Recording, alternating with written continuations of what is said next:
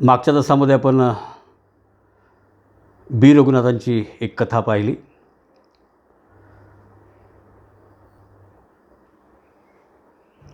मागच्या तासामध्ये आपण बी रघुनाथ यांची कथा पाहिली. आज एका नव्या कथेला आपण पाहणार आहोत. अण्णाभाऊ साठे हे एक खूप मोठं नाव मराठी साहित्यामध्ये होऊन गेलेलं आहे. ते शाहीर होते, कथाकार होते, कादंबरीकार होते, नाटककार होते. एवढ्या साहित्याच्या चौफेर बाजूनं लेखन करणारे अण्णाभाऊ साठे यांच्यावर कम्युनिस्ट विचारांचाही पगडा होता.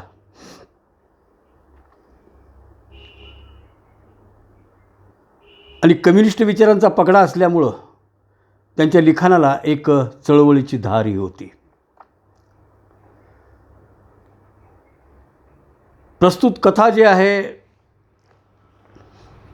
ती भोमक्या नावाची आहे.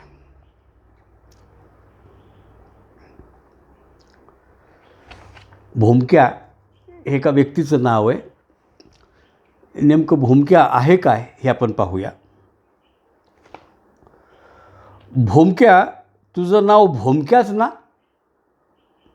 हरी हरी. आता भोमक्या काय म्हणतो? हरी हरी. ते माले काय ठाऊक, म्हणजे मला काय ठाऊक. तुला किती मुलं आहेत? 2. हरी हरी. त्याची बोलण्याची लकब होती. तुझी बायको कुठे? हरी हरी. मले माहीत नाही. तुझं लग्न कधी झालं? हरी हरी. मले माहीत नाही. आम्ही सर्व कैदी भोमक्याला प्रश्न विचारित त्याच्याभोवती गर्दी करून त्याच्या भोवती बसत असू आणि भोमक्या भेकड हास्य करीत उत्तर देत असे. तोही आम्हाबरोबर अमरावती तुरुंगात एक कैदी होता. आता भोमक्या हा एक कैदी आहे. अगदी घरवशासारखं रंग, ठेंगू पण थोडे लठ्ठ शरीर, आखूड, किडकिडीत पाय, मोठे नगाऱ्यासारखे पोट, तेही बेडगाच्या पोटासारखे ढिळढिळीत. तो उभा राहिला म्हणजे भोपळ्यात काटक्या रोवल्याप्रमाणे त्याचे पाय दिसत. डोकीला जटा, उंचच्या उंच हातभर लांब टोपी आणि तेवढीच लांब दाढी. नेसायला फक्त एक लंगोटी. चेहऱ्यावर सर्वत्र केसच केस, फक्त डोळे तेवढे दिसत. तो तालबद्ध चाले आणि चालताना त्याचे सर्वांग असे थरथरत असे. जेलचे जेवण येईपर्यंत खिन्न बसून असे. तोपर्यंत कोणाशीच बोलत नसे आणि एकदा का जेवण आले की उठून गप्पपणे जेवण करी. मग मात्र त्याची वाचा उघडल्यासारखी होईल. मग तो चेक काढून गप्पा ठोकी अथवा आपल्या भसाड्या आवाजात नामस्मरण करायला लागे. त्याचा आवाज म्हणजे पिसाळलेल्या वाघाचे गुरगुरनेच वाटे. त्याचा आवाज म्हणजे पिसाळलेल्या वाघाचे गुरगुरनेच वाटेल. त्याच्या बोलण्याची आम्ही आतुरतेने वाट पाहत असू. तो क्वचितच बोले, त्यामुळे आम्हाला फार वाईट वाटे. एखाद्या वेळी तो जरा बोलला की सारं तुरुंग खदखदा हसायचं. पण स्वारी बोलत नसे. लहर आली की त्याचा अभंग सुरू होई. ठाईच बसून करा एक चित्त, दुमुदुमुली पंढरी. नामा म्हणे तुकाराम तुकाराम, जनाबाई मुक्ताबाई भागूबाई राधाबाई. तुका म्हणे इथे असावा जातीचा, येरा गबाळाचं काम नाही. मग आम्ही सर्व कैदी हसत बोलत असायचो. भोमक्या साऱ्यांना फार फार आवडे. सर्व कैदी 2 रांगांनी उभे राहत आणि मग तुरुंगाधिकारी मिस्टर घोटाळे आमची पाहणी करीत. तेव्हा सर्व कैदी आपापल्या तक्रारी सांगत, काय अडीअडचणी असेल त्या. एकदा आमची रांग उभी होती. भोमक्या माझ्या शेजारी उभा. घोटाळे इकडे ऐटीत तिकडे पाहत निघाला. साहेब. भोमक्या खाकरून घसा साफ करीत म्हणला. काय रे? घोटाळेने उभं राहून पृच्छा केली. मी असा भोपळ्यासारखा किती दिवस उघडा राहू? भोमक्याने काय प्रश्न केला? मी असा भोपळ्यासारखा किती दिवस उघडा राहू? भोमक्याने तक्रार गुदारली. सर्व कैदी हसू लागले. म्हणजे काय रे? घोटाळेने विचारले. नव, मी घरावर भोपळा पिकल्यासारखा पिकू लागलो आहे. माझा रंग काळा होता तो पिवळा होतो आहे. साहेब, भोमक्या म्हणाला, मला हसू आवरेना. सर्वत्र हास्यकल्लोळ उठला. जो तो आपले हसणे दाबून धरण्याचा प्रयत्न करत होता, परंतु जमत नव्हते. भोमक्या मात्र निर्विकार चेहरा करून स्थितप्रज्ञासारखा उभा होता आणि घोटाळे कावराबावरा होऊन माकडाप्रमाणे पाहत होता. त्याला काहीच कळत नव्हते. काही कैदी आपल्या गुडघ्यावर हात देऊन हसत होते. घोटाळे गोंधळून गेला. त्याला कैद्यांची चिड आली. तो संतापला, खामोश. घोटाळे मोठ्याने ओरडला आणि लष्करी ऐटीत मागे हटला, पण त्याचा पाय घसरून तो आदळला आणि भोमक्या हसू लागला. त्याने मांजरासारखा जबडा पसरला आणि जांभया दिल्याप्रमाणे तो करू लागला. त्याच्या त्या हसत्या अवताराकडे पाहून पुन्हा हास्यकल्लोळ उठला. घोटाळे बितरला, मी म्हणतो खामोश. घोटाळे ओरडला. सर्वत्र शांतता प्रस्थापित झाली. काय रे? घोटाळ्याने भोमक्याला सवाल केला. भोमक्या म्हणे, माले अंगात घालायला काही द्याजी. मले अंगात घालायला काही द्याजी. ऑफिसमध्ये काय जप्त केलेलं आहे का? माझा एक ताऱ्या ठेवून घेतला आहे, बाकी कपडे नव्हते. मग काय घेणार? ही लिंगोटी काय त्यांनी घेतली नाही, आणि घेऊन तरी काय करणार ते? भोमक्याने आपल्या लंगोटीकडे बोट करून म्हटले. पुन्हा सर्वत्र हास्य उपाळले आणि घोटाळे रागारागाने चालता झाला. थोड्याच वेळात एक वार्डन आला. त्याने एक चड्डी व बंडी आणून दिली. भोमक्याला आनंद झाला. जन्मात कधी त्याला नवी करकरीत चड्डी आणि बंडी मिळालीच नव्हती. माऊले, ही लंगोटी आता फेकतो, तो पुटपुटला. 6ची घंटा झाली. आम्ही बराकीत बंद होण्याची वाट पाहत होतो. बंद होणे आम्हा सर्वांना मुळीच आवडत नसे, पण त्याशिवाय गत्यंतर नसे. आम्ही बंद झालो की भोमक्या काखेत चड्डी बंडी घेऊन आत आला आणि त्याला त्या अंगात घालायची घाईच झाली होती. आज तो खुश दिसत होता. त्याने आपला पोशाख बदलण्याचे काम सुरू केले. माझे किंवा कोणाचे लक्ष तिकडे नव्हते. पाटील, हे मला कसं दिसतं? भोमक्याने मला विचारले आणि पुन्हा हास्याचे फवारे उडाले. कैदी लोळू लागले. भोमक्याची बंडी त्याच्या छातीत तंग बसली. लहान मुलीची चोळी एखाद्या मोठ्या बाईने घातल्यासारखी ती दिसत होती. त्यामुळे त्याला खोडा घातल्यासारखे होऊन तो आपले हात वर करून उभा होता. खाली चड्डीने तोच प्रकार केला होता. तिने त्याच्या मांड्यांना अशी घट्टमिट्टी मारली होती. भोमक्याला कोलदांडा बसल्यासारखे झाले होते. वाघरीत ससा अडकावा तसा तो अडकला होता. त्याला श्वास घेणे जड झाले आणि तो गिरक्या घेऊ लागला. सभोवती कैदी हसत लोळत होते. एखाद्या मांजराने दुधाच्या आशेने गाडग्यात डोके घालावे आणि शेवटी त्याचे मुंडके अडकून बसावे, तसा भोमक्या अडकला होता. थोड्या वेळाने तो खाली कोसळून पडला आणि धडपडू लागला. दम कोंडून तो कणू लागला. परिस्थिती खरोखरच बिघडली असून भोमक्या धोक्यात आहे हे जेव्हा सर्वांच्या लक्षात आले, तेव्हा 2 पठाण कैदी उठले. खाटकाने बकऱ्याची सागळं उपसल्याप्रमाणे भोमक्याच्या अंगातली बंडी त्यांनी उपसून काढली. दुसऱ्या दोघांनी त्याचप्रमाणे त्याची चड्डी उपसली. भोमक्याची मुक्तता झाली. त्याने सुटकेचा श्वास टाकला. तो दीर्घ धापा टाकत पडून राहिला. त्याचे ते प्रचंड पोट मंद गतीने एखाद्या भात्यासारखे उठबस करू लागले. त्याच्या डोळ्यात निराशा भरली. आम्हा कैद्यांचे हासे पळून गेले. ज्या खोलीत भारताचे माजी गव्हर्नर जनरल राजगोपालचारी हे एकेकाळी शांत चित्ताने भारतीय उन्नतीचे व पुरातन संस्कृतीचे ग्रंथ वाचत होते, त्याच खोलीत भारतीय संस्कृतीचा वारसदार भोमक्या निपचित पडला होता. चड्डी बंडीने त्याचे खोड मोडली होती. बाहेर अंधार नाचत होता. भकास तुरुंगाच्या भिंती पहारा देत उभ्या होत्या. सर्व काही बंद झाले होते. जणू निसर्गाची सर्व हालचालसुद्धा तिथं बंद पडली होती. तिथे बोलणे बंद होते, चालणे बंद होते, गाणे बंद होते, तिथे नजरेचे धावणेही बंद होते. सर्व स्थिर चर बंद होते. फक्त कठोरता, दहशत, भेसूरता, क्रूरता यांचे साम्राज्य नाचत होते. या भयान भिंतींच्या कब्जात हजारो जीव निर्बल पडले होते. तिथे बालकांचे कोमल रडणे, स्त्रियांचे मधुर बोलणे, पाखरांचे किलबिलणे अथवा कोंबड्यांचे आरवणे इथे ऐकू येणे शक्यच नव्हते. तासाला 60 कैदी आलबेल. किती? 60 कैदी आलबेल अशी कर्कश आरोळी यायची. जेलच्या मध्यभागी असलेल्या मनोऱ्यावर प्रचंड घंटा दणदणत होती. तिचा आवाज दूरपर्यंत जात होता. बराकीच्या बाहेर व्हरांड्यात पहारेकरी आपले पाय आपटीत पहारा करत होते. सर्व कैदी निर्धास्त झोपले होते. काहीजण तालबद्ध घोरत होते. पाटील, तुम्हाला निज का येत नाही? भोमक्याने प्रचंड जांभई देऊन मला प्रश्न केला. नाही, मी विचारात पडलो आहे, मी उत्तरलो. मला पण निज येत नाही, त्याने तक्रार केली. मग मी म्हटलं, भोमक्या, तू जेलात आलात कसा? त्याने एक दीर्घ निश्वास सोडला. तुम्ही कसे आले? त्याने मला उलट सवाल केला. काय म्हणतो? तुम्ही कसे आले? मला पोलिसाला आणलं म्हणून मी आलो. तुम्हाला जसं आणलं तसंच मला पण आणलं त्यांनी. नंतर त्याने आपले संपूर्ण इतिहास सांगितला, परंतु आपली जात कोणती, आपले गाव कोणते, आपल्या बापाचं नाव काय, यापैकी त्याला काहीच सांगता येत नव्हते.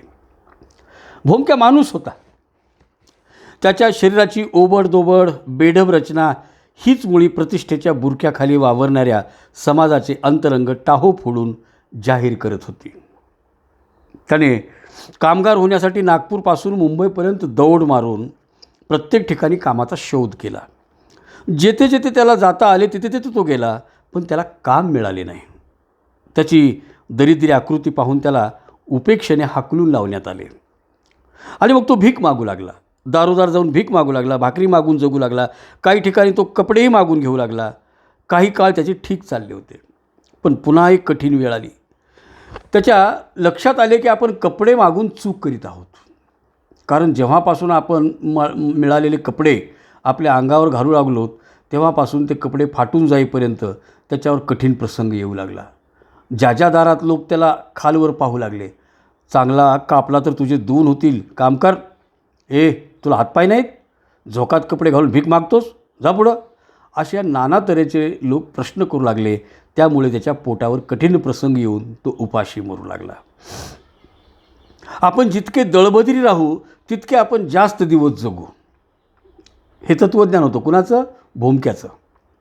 आपण जितके दळबदरी राहू तितके आपण जास्त दिवस जगू, नाहीतर मरून जाऊ. आपल्याला कोणीही रोटी देणार नाही, मग हे कपडे कशाला घाला? आणि जर हे पोट भरायचं असेल तर अंगभर कपडे नसले म्हणून काय झाले? कापड मागून अंगावर घालावे तर भाकर मिळणार नाही, आणि भाकर मिळवायची तर कपडे चालणार नाहीत. आपण दोहोतून एक पसंत केलं पाहिजे. दोन्हीही आपण उपभोगू शकत नाहीत, कारण आपण भिकारी आहोत. जर आपण मनाप्रमाणे माणूस असतो तर नक्कीच आपल्याला काम मिळाले असते, पण आपण माणूसच नाही. म्हणून तर आपल्याला काम नाही, आणि काम नाही म्हणून अन्न नाही, आणि अन्न नाही म्हणून आपण भीक मागतो. आणि भीक मागायची तर मग कपडे कशाला? भिकारी का कपडे वापरतो? त्याला भीक कोण घालील? त्याने नागडे उघडेच राहिले पाहिजे. भोमक्या विचार करीत फिरत होता. त्याने एक जर्मली पातेले मिळवले, त्याला भोक पाडून दांडी घातली आणि एक तार लावून त्याचा तार्या केला. मनात येईल व जे कुठं ऐकलं असेल आणि जसे जमेल तसे तो गाऊ लागला. दिवसभर भीक मागून संध्याकाळी एका धर्मशाळेत राहू लागला. एका लग्नाच्या जेवणात भोमक्याला एके दिवशी पुष्कळ जेवण मिळाले. ते घेऊन तो त्या धर्मशाळेत येऊन बसला. अंधार गडद पडला होता. डोळ्यात बोट घातले तरी दिसत नव्हते. तो आधाशाप्रमाणे चाचपून ते अन्न पोटात भरत होता. तिथे दिवा नव्हता, पाणी नव्हते, कोणी नव्हते. फक्त त्याच्या तोंडाची मचमच चालू होती. तो रंगात येऊन खात होता. मला थोडी भाकरी देता का? एका स्त्रीचा आवाज आला अंधारामधून. कोण तू? भोमक्याने अंधारात डोळे पाडून पाहत विचारले. पुढच्या व्यक्तीचा आवाज आला, मी भिकारी आहे. मग भोमक्या काय विचारतो? हो, पण गडी का माणूस? गडी माणूस की बायको? त्याने आपल्या जबड्याची धावपळ थांबून प्रश्न केला.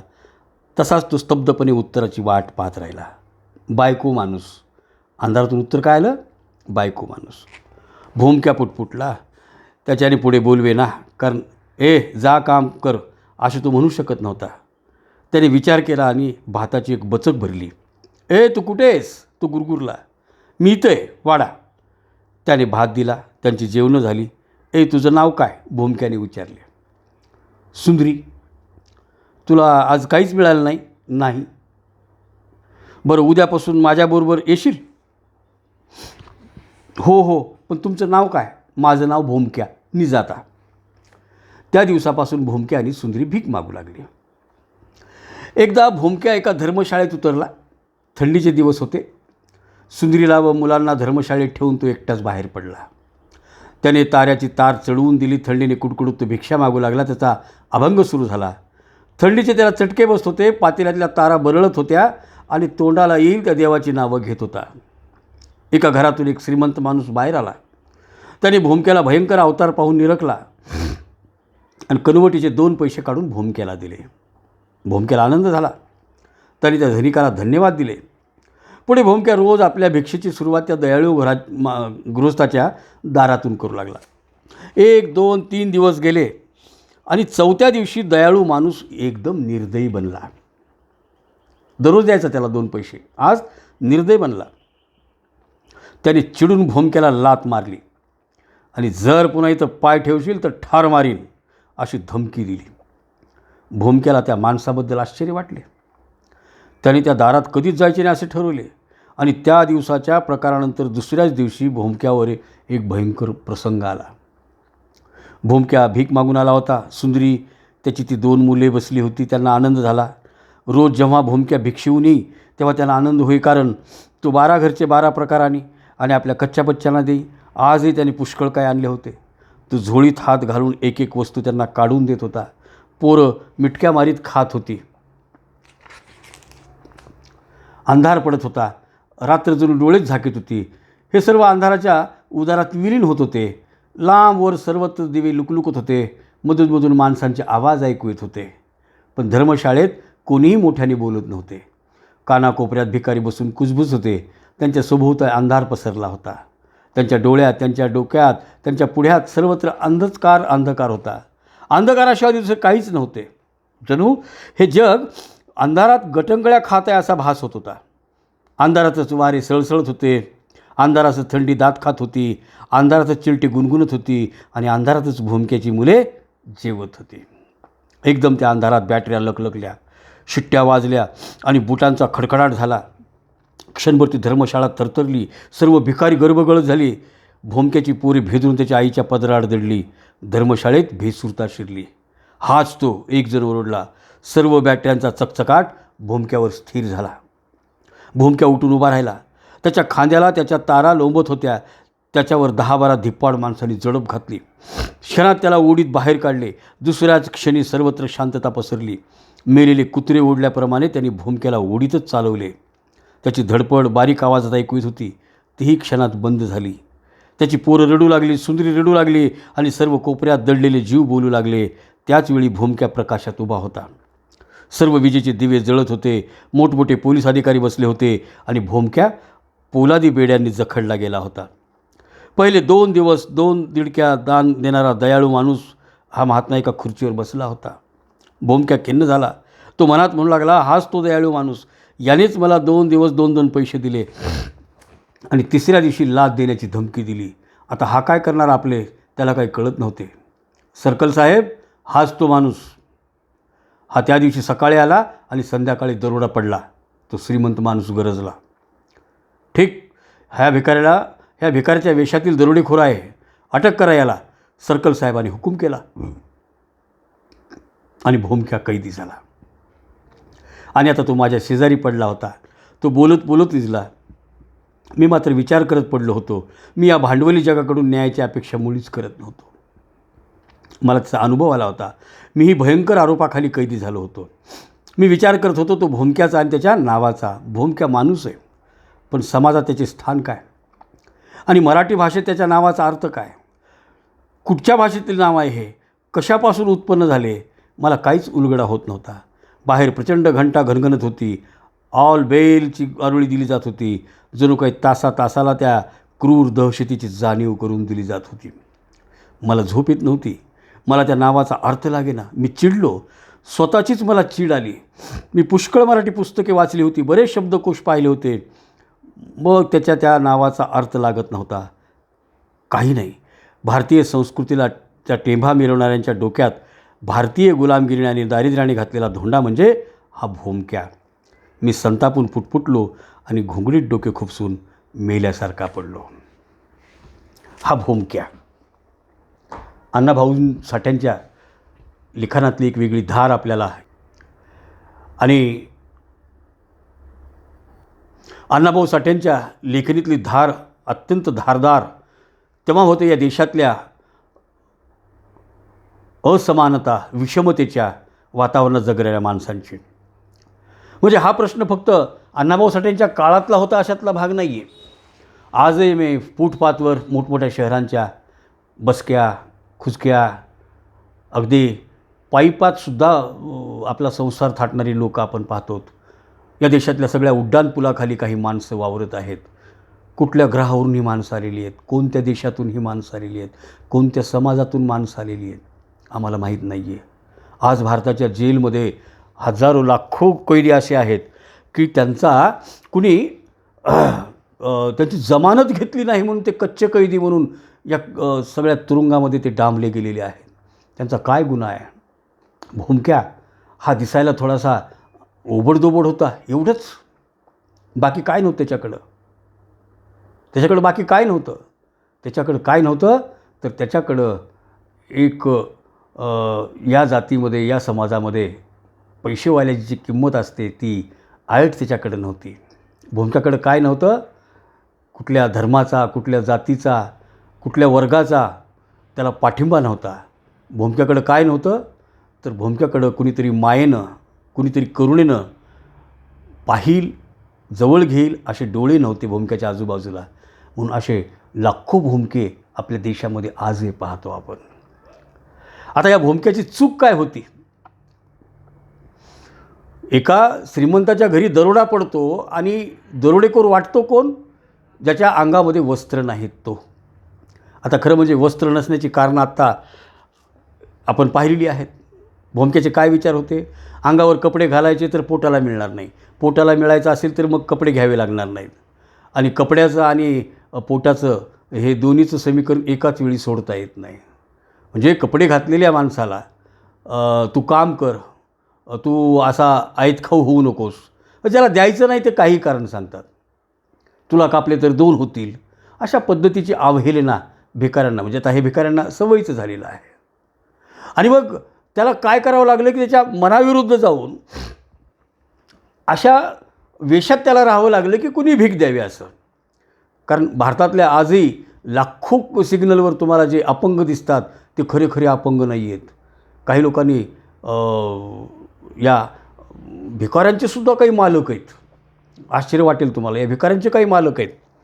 आणि जेवढी त्याची दयनीय अवस्था असेल शरीराची तेवढी त्याला भीक दिली जाते, किंवा ते पाहवत नाही म्हणून काहीतरी टाकलं जातं. यात्रेत जत्रेत बरेचसे लोक असे रस्त्याच्या कडेला पट्ट्या बांधून पडलेले असतात, काही काट्यावर झोपलेले असतात, काही लोकांनी गळ्यापर्यंत स्वतःला पुरून घेतलेलं असतं. काहीतरी असं विचित्र केल्याशिवाय त्यांना कोणीतरी दान टाकत नाही, म्हणून त्यांना ह्या अशा मार्गाने जावं लागतं. पण जेव्हा या देशामध्ये एका बाजूला प्रचंड श्रीमंती आणि दुसऱ्या बाजूला प्रचंड दारिद्र्य, हा असमतेचा, असमानतेचा, विषमतेचा हा जो भाग आहे तो खरं म्हणजे कधीकधी अशा सगळ्या चित्रांना पाहिल्यावर आम्ही म्हणतो की देश काही वर्षानंतर महासत्ताक होईल, जगामध्ये महासत्ताक बनेल. मी म्हणतो की ही सगळी अफवा आहे, ही अंधश्रद्धा आहे. तर यासाठी की पहिल्यांदा आम्हाला आमच्या देशातली माणसं कळली पाहिजेत, ही या स्तराला का गेली, याच्या मागचे कारण मीमांसा काय आहे, यांचं जीवन उन्नत कसं होईल, वर कसं येईल, ते आपल्या बरोबरीने कसे जगतील, याचा विचार. म्हणजे एका बाजूला या देशामध्ये प्रचंड ईश्वराला मानणारी लोकं आहेत. कणकण हे भगवान असं म्हणणारी माणसं पूजापाठ करून जेव्हा उठतात तेव्हा ते माणसाकडं माणूस म्हणून पाहतात का, हाच मोठा मला खरा प्रश्न पडतो. आणि ही जर अशा पद्धतीची भूतदया नको आहे आम्हाला. आम्हाला करुणा पाहिजे, आमच्या डोळ्यामध्ये माया पाहिजे, ममत्व पाहिजे. एका माणसाला पाहिल्यावर एका माणसाला पाहिल्याचा समज आम्हाला झाला पाहिजे, कळलं पाहिजे आम्हाला हे. आणि हे कुठून तरी आलेले लोक आहेत. मग हे चोर असतात, हे दरोडेखोर असतात, हे नशेखोर असतात, हे असेच असतात, हे अस्वच्छ असतात, अमंगळ असतात. तुम्ही अशी लाख शब्दांची एक लिस्ट करू शकता, एवढं तुम्हाला त्या लोकांमध्ये दिसायला लागतं. पण अण्णाभाऊ साठे म्हणतात की या भांडवलदारीच्या जगामध्ये गरीब माणसाचं जगणं जे आहे त्याच्यावर हा एक खूप मोठा एक तडाखा त्याच्या तोंडामध्ये मारलेला भोमक्या. हा भोमक्या म्हणजे एक प्रातिनिधिक स्वरूपामध्ये घेतलेलं पात्र आहे. मी सांगतो ना, बसस्टँड असो, रेल्वे स्टेशन असो, मंदिराचा परिसर असतो, दर्ग्याचा परिसर असो, चर्च असो, गुरुद्वारा असो, जिथं जिथं काही लोक जमतात तिथं ही माणसं काहीतरी हात पुढं करतात. मशिदीसमोर लोक बसलेले असतात, सगळीकडे लोक हात वर करून जगणं मागतात. मला वाटतं की याची कारणमीमांसा जी आहे ती या देशातल्या विषमतावादी अर्थव्यवस्थेमध्ये दडलेली आहे. म्हणून तुम्हाला मी पहिल्यांदा सांगितलं होतं की अण्णाभाऊ साठेंचा जो विचाराची बैठक जी आहे ती कम्युनिस्ट विचारांची आहे, त्यांच्यावर प्रभाव पडलेला होता. आणि एका बाजूला लेखक असताना ते शाहीर होते, कथाकार होते, कादंबरीकार होते आणि त्यांच्या नजरेतून या देशातली ही अशा पद्धतीनं किड्यामुंग्याचं जीवन जगणारी माणसंसुद्धा त्यांच्या नजरेतून सुटली नाहीत. त्यांनीसुद्धा आपल्या कथेचा कथानायक त्या भूमिकेला केलेला आहे. मला वाटतं या कथेबद्दल एवढं पुरेसं आहे.